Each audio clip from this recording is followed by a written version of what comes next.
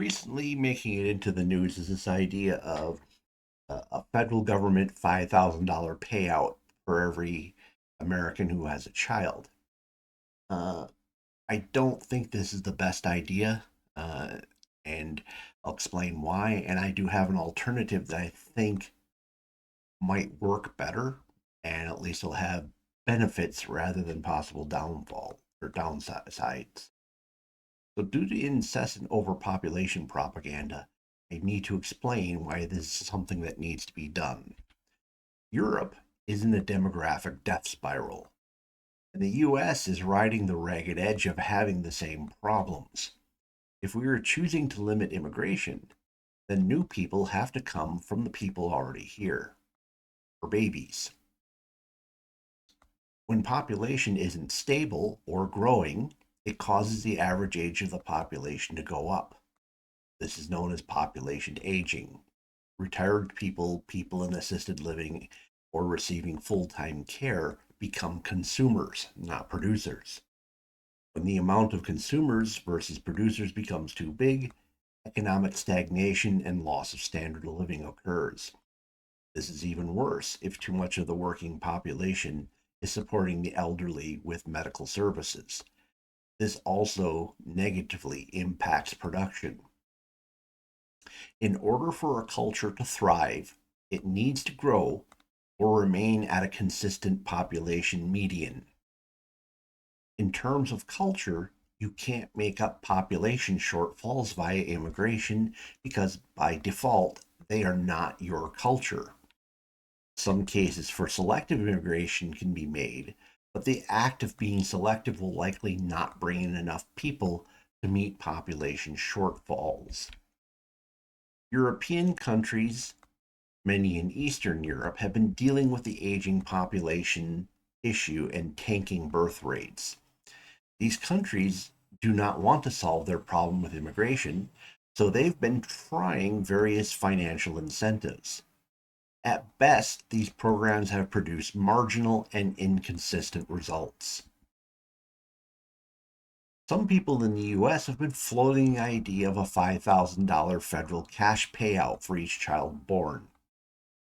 This is probably a bad idea.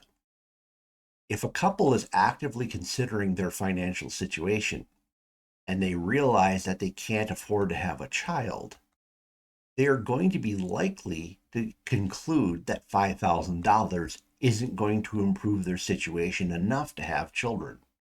Worse, for people who don't have financial common sense, if they conclude $5,000 fixes their problems, they may not be the best people to be incentivizing to have children.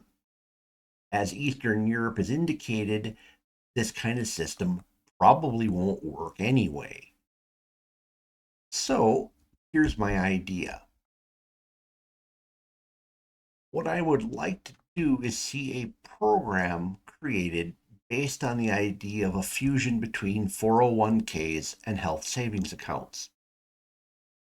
Now, in case you're not familiar with these, a 401k is a retirement account in which you make contributions, and then your employer makes some form of matching contributions to the plan.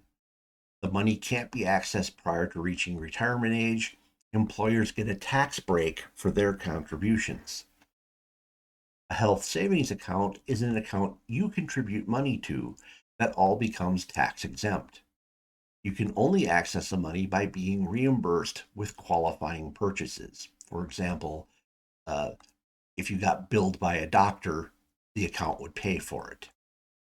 I'm calling my idea the American Family Account. And I'm not wedded to that idea, it's just what I came up with on the fly. My idea is that any American citizen can open one. Married couples with children can withdraw from one. And here's how it would work. A person or couple can make contributions to it. No limits to those contributions uh, up to a certain income level. Like a 401k, the money's not taxable and is immediately reduced from a person's taxable income. Any interest gained in that account is also not taxable. The money is not counted as income when it is withdrawn either. Now, looking at the fusion part where I was mentioning the health savings account, is that this American family account uh, would work off of qualifying purchases. There would be a credit card that would be designated for childcare expenses or offer reimbursement. So the idea is you can't just use the account for anything. You can only use it for things that essentially we as a society through the government have decided are the best things to reimburse you for in terms of raising a child. So here's the positive benefits so far without me explaining the rest of the system yet. First, the type of people planning for the finances of raising children either are already or will become some of the best people to raise children. People who plan tend to do a good job. Since part of this is their own seed money, they're most likely going to be more serious about what they're doing and not very likely to waste a portion of the money that's not theirs. The qualified purchase portion of the plan increases the likelihood that the money will be used as intended. Increasing savings residing in financial institutions via this plan will be beneficial to the economy because there will be a period of years where this money's sitting. It'll be invested, and that's generally good. So, where does the matching funds come from that I mentioned? Well, I think part of it could be a duplication of the 401k program, with it being a benefit offered by employers. But I think there's a way to make even more money available to young families. My idea is to create super funds, administered probably at the state level. Any business, individual, or entity can contribute to the super fund to get tax offsets.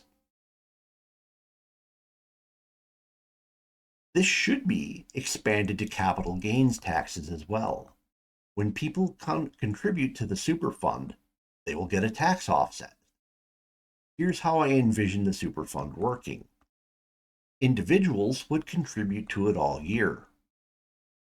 At the end of the year, the individual American families' accounts are queried to see how much an individual has contributed to their own account. Let me use this example to try to explain it. Let's imagine there are 1,000 people with accounts who have a sum total of all their accounts as being 100,000. Let's say you contributed $1,000 that year. $1,000 is 1% of $100,000. At the end of the year, you would get 1% of what's in the super fund as matching contributions. And this will happen any year that you make a contribution. What's really cool is that there are ways to incentivize the super fund by making the tax offsets multiples rather than one for one. Consider that businesses already contribute a lot to 401ks for a mere one for one tax offset. Imagine if we offered a $1.10 tax offset for every dollar donated. This would bring in even more money. And if the system was working, the incentives could also be upped even further. Further benefits from this is the super fund itself will need to sit as an account prior to its annual distributions. That account will be invested for the year.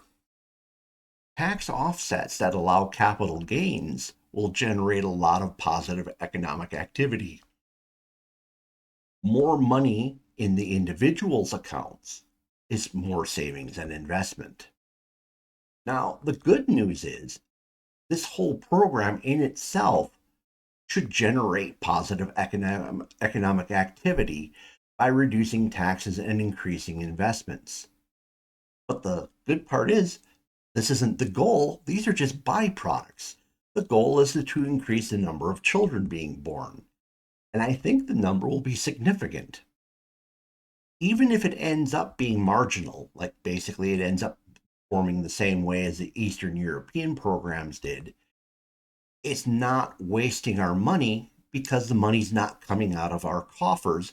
It's money that's being voluntarily donated. It's pre-tax money. Okay, so now this is a sketch of an idea, and there's a whole lot of details that need to be worked out. So like for instance, what income cap should be set? Where, you know, if you're a millionaire, you probably don't need help raising your children. Do we want things like daycare to be a qualified expense? What metric qualifies the program as a success? What happens if a person sets up an account but never has children? How do you deal with changes in marital status? And these are all things that need to be worked out, but they're not, if the core concept here is functional, uh, these questions should be able to be worked out fairly easily. All right, did that make sense? Can you follow what I was trying to explain? Do you think this might work? Do you have a better name for it than what I came up with? So, tell me that in the comments below. Please smash the like button. If the YouTube algorithms brought you here and you're not a regular one of my subscribers, check out my other titles. You'll probably see something you like. Subscribe. And if you know someone who might find this interesting, please share it with them. Thank you for spending time with me this evening. Hope to see you again in a future video.